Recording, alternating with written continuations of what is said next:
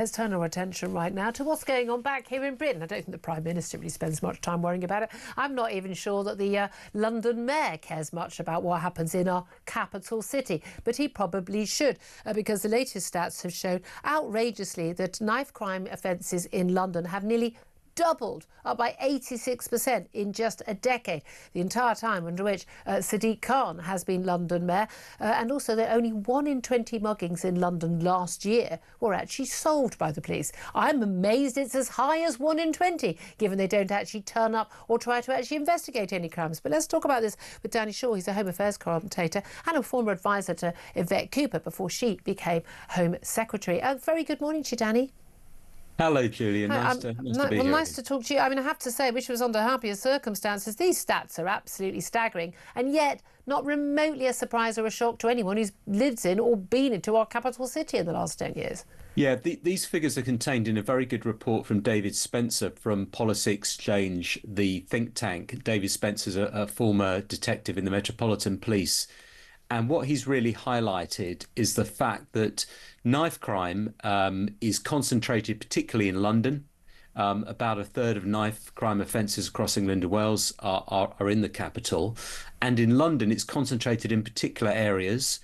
And it's also driven by robberies, and robberies are driven by thefts of, in particular, of mobile phones. So if you kind of focus the problem in the areas where it's worst, and you try and stop people committing crimes in those areas, and then you focus on robbery and mobile phones, you might actually begin to tackle the problem. Yeah, and but they that's don't. Really the key to his report. But the police don't, and this is the thing. I mean, Mike Graham had his phone stolen. It was extraordinary. He was talking about how his phone was stolen just out of his hand, and then a police officer happened to be driving by and said, "Oh yeah, I know what you mean. Yeah, I had mine stolen the other day," and he was in uniform when it happened. That's how flagrant this is. Often they're on the e-bikes, e-scooters. They can grab, masked. They're off. No one does anything about it. But the number of people I know who've had their mobile phone stolen, where they've got it, find my phone, they've got it tagged, and they can actually follow the person to where it is. They can say, my phone, I can show you, my phone is inside that house. I've seen the bloke coming in now. I see what he looks like. He looks like the bloke who stole my phone. And the police say, there's nothing we can do. Well, there's a couple of very good ideas that this report contains. One, firstly, is for the government to legislate so that the phone companies are required to ensure that the phones can no longer connect to cloud services once they've been stolen. There is a technical fix to this problem. It cannot be beyond the wit of these global tech companies, because often they're sent abroad, aren't they? To provide a disincentive for the thieves to steal phones. They're stealing them because there's a market for them. There's a market for the devices and for the parts, a lucrative market. Some in the but hold on a minute, every high street, kill the market, you kill the every single high street has got a little store on it, probably about 5 or 6, next to all the Turkish barbers, saying unlock your phone. We can unlock your phone for I thought the whole point was if a phone was locked, someone couldn't access it.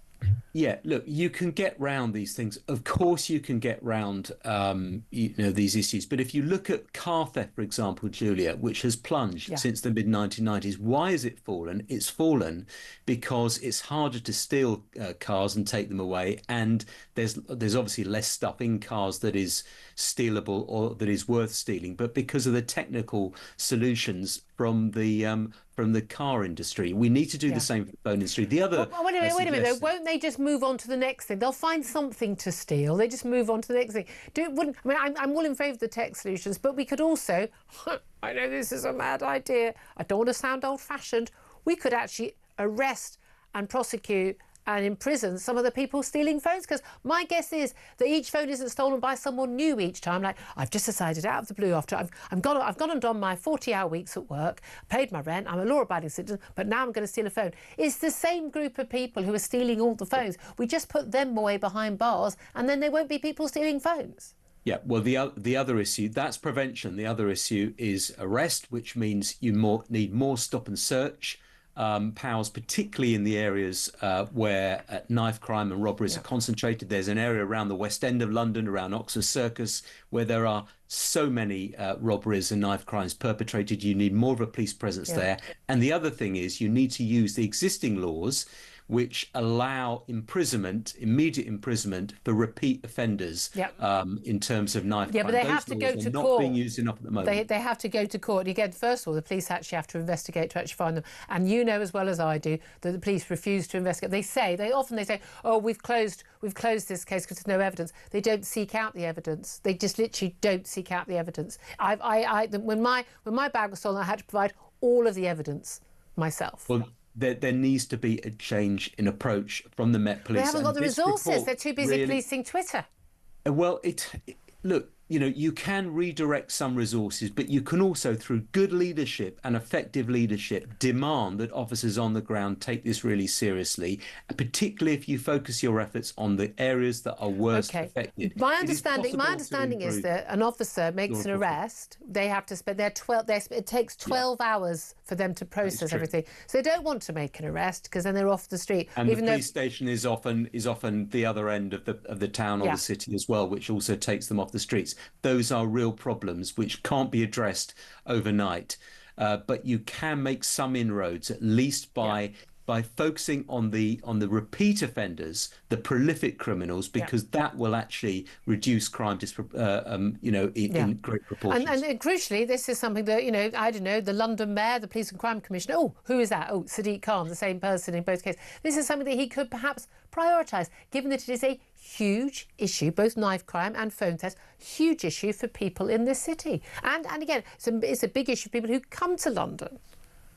Yeah, of course it is. I mean, and the other point, and I think this is a really important point that is made by the report, is the claim that black people are disproportionately stopped and searched. There are disparities in stop and search. Black people are around 3 times more likely than white people to be stopped and searched in London. But as this report points out, they're also disproportionately represented in terms of victims of stabbings and of violent crime, and they're more likely to be suspects for murder and for robbery suspects. So I think this is a crucial report, and I would urge people to look at it and read it because it provides a roadmap for the future in terms of ramping up stop and search. Just finally, and I've left too little time, so I do apologise, but we've also got these claims that for a number of victims, Rotherham grooming gangs, saying that when they went to the police, it was police officers who then raped them. One being told, basically, if you report me, I'm just going to return you to the grooming gangs. A girl, from the age of 12 who was routinely raped and abused by a police officer. This isn't a surprise. You've been following these stories for a long time as well. We know that lots of girls faced made allegations over the years about this, but this is a shocking claim that needs to be investigated, isn't it?